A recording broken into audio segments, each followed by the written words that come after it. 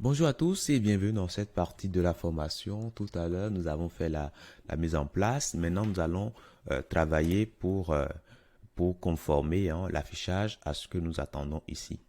Alors, je vais revenir au niveau du code ici. Donc, si vous vous rappelez bien, nous avons mis des B pour mieux voir nos éléments. Mais là, comme cet élément, comme on a fini avec ceci, on enlève le B. Et maintenant, nous allons continuer avec cette partie qu'on a là.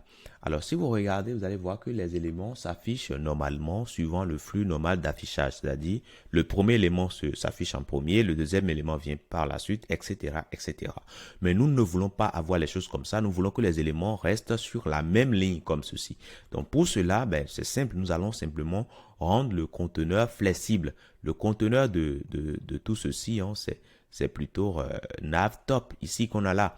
Donc, on peut rendre ça flexible en mettant simplement flex et grâce à notre framework, tout va se passer correctement. OK? Voilà, nous avons les éléments. Le premier élément qui est là, le deuxième élément qui est ici, troisième, quatrième, voilà, c'est parfait. L'idéal, c'est d'ajouter un gap entre nos éléments. Donc, on met un gap de 10 et normalement, quand je viens voir que c'est espacé. On peut aller beaucoup plus loin, mettre gap de 5 pour que l'espace soit réellement visible. Donc là, c'est parfait. Maintenant, cet élément que nous avons ici, cet élément de liste, ne voulons pas les avoir comme ça suivant l'axe vertical. Nous voulons que ces éléments soient positionnés sur la ligne. Donc, du coup, pour le faire, c'est simple. On aura simplement à venir au niveau du conteneur de la liste. Donc, ici, UL. Et là, nous allons dire que nous voulons que ça soit désormais flexible. Donc, on pourra mettre simplement flex là. Et voilà, qu'est-ce qui va se passer? Voilà, les éléments sont désormais en ligne. Mais c'est parfait. Mais c'est pas tout. C'est pas tout parce que il y a de l'espace. Bon, non, avant d'aller vers l'espace qu'il y a de vide ici, regardez ici au niveau des icônes. On veut pas que les icônes restent comme ça, voilà, suivant le flux normal d'affichage, mais nous voulons que les icônes restent côte à côte. Et là, vous allez me dire, bien sûr, qu'il faudrait à un moment donné que nous définissions la boîte qui contient les éléments, qu'on définisse cette boîte comme flexible. Donc ça, c'est bon, tout fonctionne là à merveille, sauf que il y a de l'espace ici qui n'est pas alloué. Cet espace-là ne rend pas esthétique notre page. Et cela va nous amener alors à dire qu'on va distribuer cet espace non alloué à un élément. On peut dire qu'on va le distribuer à l'élément qu'on a au milieu ici. Donc ça, on peut avoir cette envie et dans ce cas-là, je reviens alors au niveau de mon élément items ici. Okay? Comme c'est un élément de la boîte flexible, okay, de cette boîte flexible, je peux lui dire, pour le item, tu récupères les espaces qui ne sont pas alloués en mettant flex 1 là-dessus. Et quand je reviens ici, qu'est-ce que je vois? Bon, je vais inspecter la page pour que vous puissiez mieux voir avec moi. Donc, si nous venons ici sur ce premier élément, vous voyez que le premier élément quitte le bout ici et ça se termine là. Okay? Le deuxième élément ici, vous voyez que ça prend quand même de là jusque là. Et le reste vient se mettre tout juste là. C'est parfait. Maintenant, cet élément qu'on a ici, nous ne voulons pas que les éléments soient collés comme ça, mais nous voulons que les éléments soient étirés, espacés, afin que ces éléments puissent occuper 100%. C'est ce que nous voulons. Donc, ce que nous allons faire ici, au niveau de item, pour que ces éléments-là soient étirés, déjà, je sais que ces éléments sont flexibles, donc c'est déjà bien, mais je peux dire simplement que je vais utiliser justify contain space between et cela va tout simplement étirer le contenu, ok, pour qu'on puisse occuper 100% voilà, de l'espace qui est disponible. Vous voyez que voilà, les éléments sont bien étirés. Donc ça, c'est bien. Maintenant, qu'est-ce qui reste à faire? L'idéal, c'est de faire en sorte qu'il y ait un léger padding entre nos éléments, puisque les éléments sont tellement collés au haut et au bas. Donc, du coup, pour ajouter un léger padding, on pourra cibler le navtop, ok, au niveau du header. Donc, ici, bon, on va mettre tout le temps des commentaires hein, pour mieux se retrouver par la suite.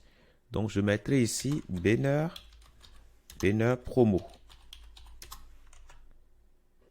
Et là, c'est bon. Et j'irai l'utiliser quelque part ici. Alors ici, je mettrai plutôt, je mettrai quoi? Je mettrai navtop.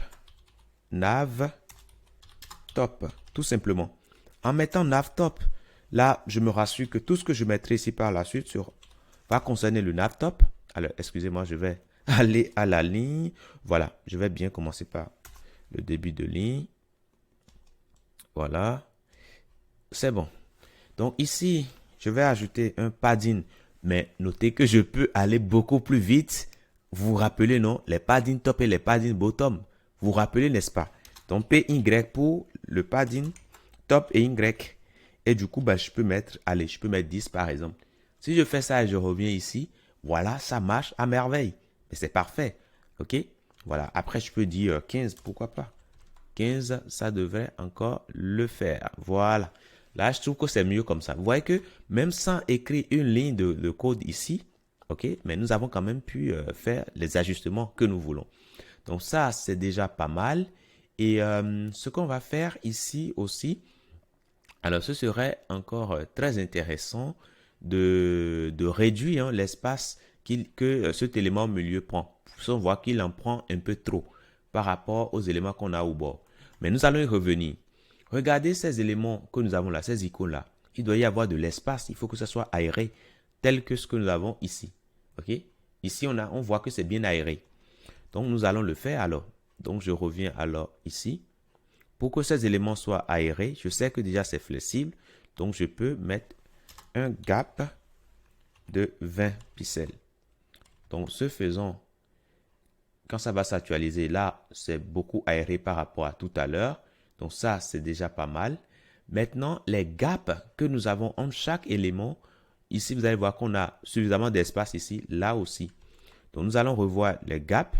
Donc, le gap qu'on a défini ici, on peut mettre 50 pour voir. Et là, normalement, qu'est-ce qui se passe? Bon, alors, attendez. Là, on a le top.